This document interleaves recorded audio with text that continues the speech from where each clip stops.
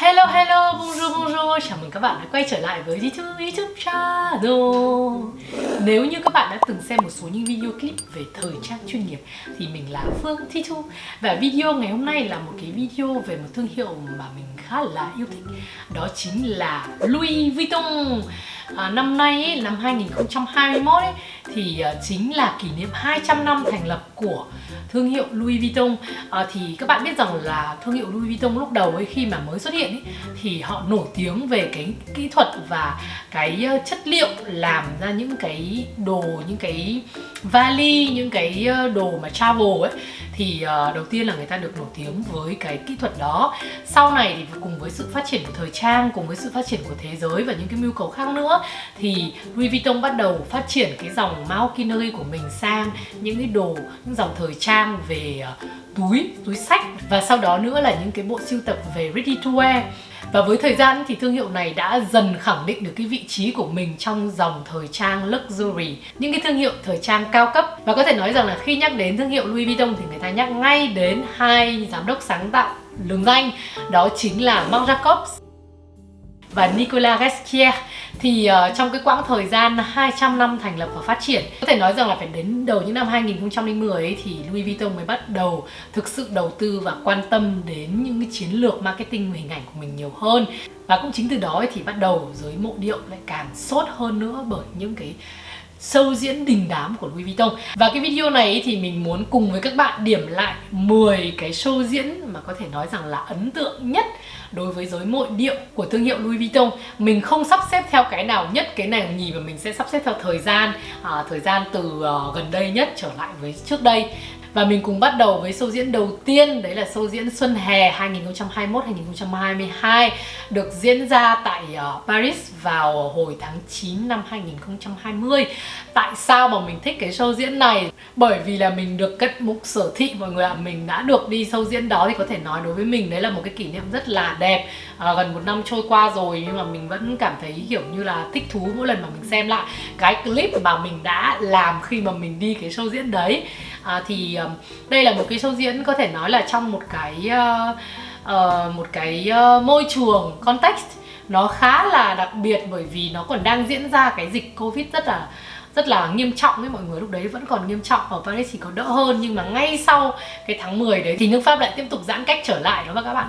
Và cái show diễn này có một cái điều đặc biệt, đó là được diễn ra tại Saint-Martin. Thì Saint-Martin là một cái nơi mà có thể nói là cái nơi cực kỳ thú vị, lui tới có rất nhiều của những giới thượng lưu để mua sắm và shopping, vì trước đây nó là một cái mall. Thì sau một cái thời gian rất là lâu để xây dựng và hoàn thành trở lại thì bây giờ đã mở cửa trở lại, và cũng đứng ngang với cả tầm của Le Bon Marché hay là Galeries Lafayette.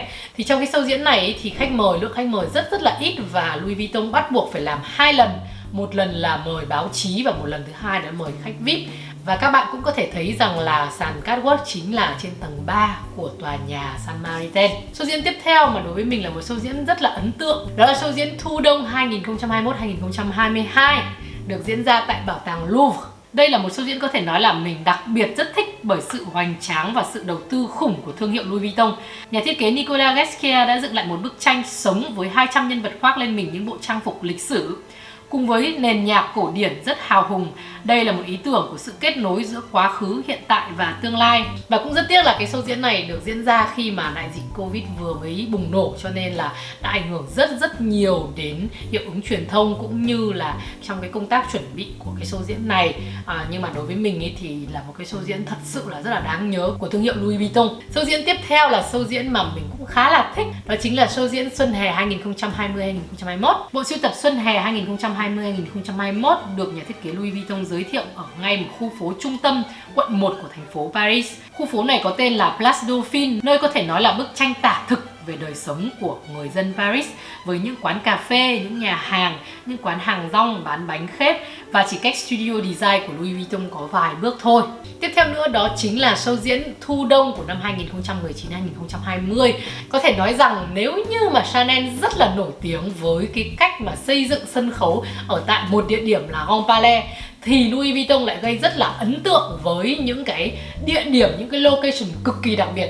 Nhất là ở trong cái show diễn này, thì cái show diễn này được thực hiện và bộ sưu tập được trình bày tại Bảo tàng Pompidou. Bảo tàng Pompidou được khánh thành năm 1977. Công trình này là một dự án của Tổng thống Pháp Georges Pompidou nhằm tạo ra một trung tâm văn hóa nghệ thuật đương đại mới ở trung tâm Paris, vốn nổi tiếng với các công trình kiến trúc và bảo tàng nghệ thuật cổ điển. Bản thiết kế của hai kiến trúc sư Piano và Roger là bản vẽ duy nhất đặt tòa nhà theo trục Bắc Nam, đảm bảo quy hoạch chung của khu vực. Thiết kế này cũng cho phép dành một khoảng không lớn dành cho quảng trường. Mặt ngoài của tòa nhà được bố trí với rất nhiều ống cột và hệ thống thang trời.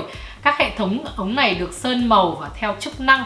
Các ống đều có màu xanh da trời, có các ống nước có màu xanh lá cây, còn các đường ống điện thì có màu vàng. Riêng hệ thống thang trời được đặt trong một ống màu đỏ. Các ống màu trắng là hệ thống thông gió của tầng ngầm. Vì kiến trúc khá đặc biệt này mà trung tâm Pompidou đã trở thành một cái nơi mà điểm du lịch mà bạn nên đến khi mà có dịp được đặt chân đến Paris. Việc giới thiệu bộ sưu tập của mình trên sân thượng của tòa nhà Pompidou cũng thể hiện một sự sáng tạo không ngừng nghỉ của nhà thiết kế Nicolas Ghesquière. Tiếp theo, show diễn số 5 mà mình rất là thích đó chính là show diễn của Louis Vuitton Cruise năm 2017, được diễn ra tại Rio de Janeiro.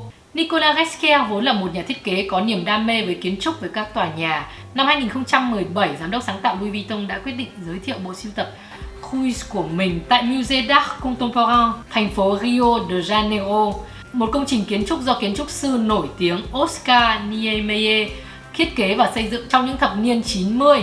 Dưới sự trình diễn của bộ sưu tập, Nicolas Ghesquière đã mang đến cho báo giới và người mộ điệu một bữa tiệc thời trang rất thú vị. Show diễn tiếp theo chính là show diễn Fall Winter của năm 2017. Có thể nói Nicolas Ghesquière lấy cảm hứng rất nhiều từ những công trình kiến trúc.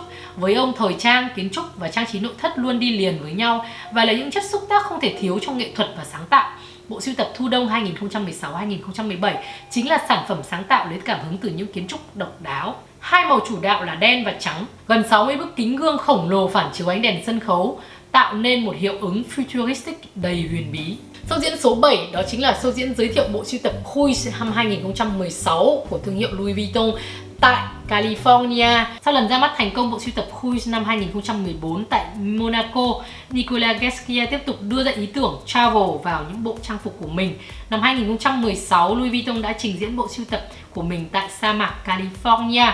Nhìn ra thung lũng Coachella nổi tiếng và được bảo vệ cẩn thận bởi những hàng cọ, khu biệt thự của cố nghệ sĩ Hollywood gây ấn tượng với sự xa hoa và kích thước lớn của nó. Không gian 2.200m² của bất động sản với mái che hình nấm lạ thường này ẩn mình trong một khung cảnh ốc đảo, có hồ bơi, sân tennis, sân thượng có thể chứa được hàng trăm khách. Khung cảnh của show diễn là sự gợi nhớ cuối cùng của những buổi tối trên máy bay phản lực ở Hollywood để tận hưởng ánh nắng mặt trời của California vào những năm 1980. Vị trí số 8 đó chính là show diễn Printemps été năm 2012 của thương hiệu Louis Vuitton được diễn ra tại Carré de Louvre. Đây có lẽ là một trong những show diễn cực kỳ đơn giản nhưng lại mang lại một hiệu ứng truyền thông rất là lớn đối với thương hiệu Louis Vuitton dưới thời của Marc Jacobs. Sân khấu là một vòng quay ngựa gỗ merry-go-round màu trắng tinh khiết. Nhà mốt đã giới thiệu những thiết kế rất nữ tính, tinh tế và những đường nét cắt may tỉ mỉ và chất liệu cực kỳ sang trọng. Và đây cũng chính là một cái show diễn mà thực sự đối với bản thân mình cực kỳ thích luôn, khi mà mình trước đây thì mình không hề thích Louis Vuitton. Đối với mình Louis Vuitton ở cái thời điểm 2012 ấy, thì đối với mình Louis Vuitton nó quá là một cái thương hiệu nó rất là cũ đi. Nó với những cái thiết kế của nó rất là cũ và nói chung là lúc đấy ấy, trong đầu mình là Louis Vuitton chỉ dành cho các bà già thôi ấy.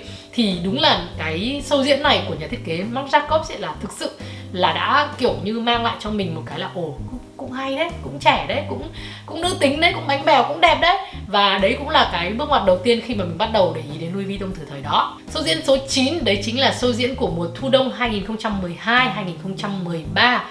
Vẫn là ở dưới thời của Marc Jacobs mọi người nhé. Khai thác đề tài của những chuyến đi, giám đốc sáng tạo Marc Jacobs tái hiện lại hình ảnh của một sân ga thời xa xưa. Louis Vuitton vốn được biết đến là một nhà sản xuất túi xách và vali du lịch vào thời cuối thế kỷ thứ 19.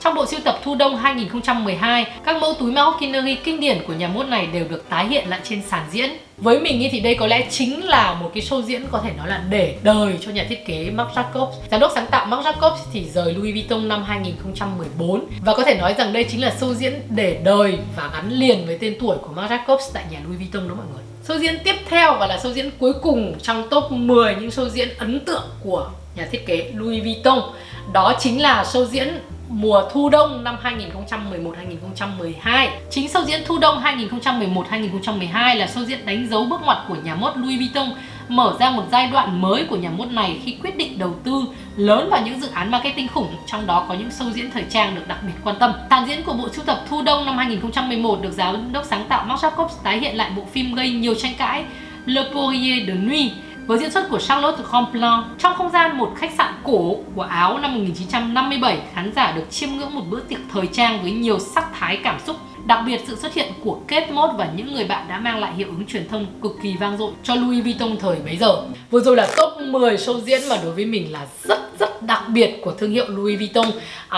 Nếu như mà các bạn yêu thích những cái video dạng như này, mình có thể chịu khó ngồi gom tất cả các cái show diễn đình đám của từng nhà mốt một để có thể làm cho các bạn, nhưng mà nó sẽ cần rất nhiều thời gian của mình, cho nên là các bạn nhớ comment phía bên dưới nhá, nhớ like và share cái video này cho mình nữa nhé các bạn nhé. Cảm ơn các bạn rất là nhiều và hẹn gặp lại các bạn trong những video clip sắp tới. Bisous bisous bisous.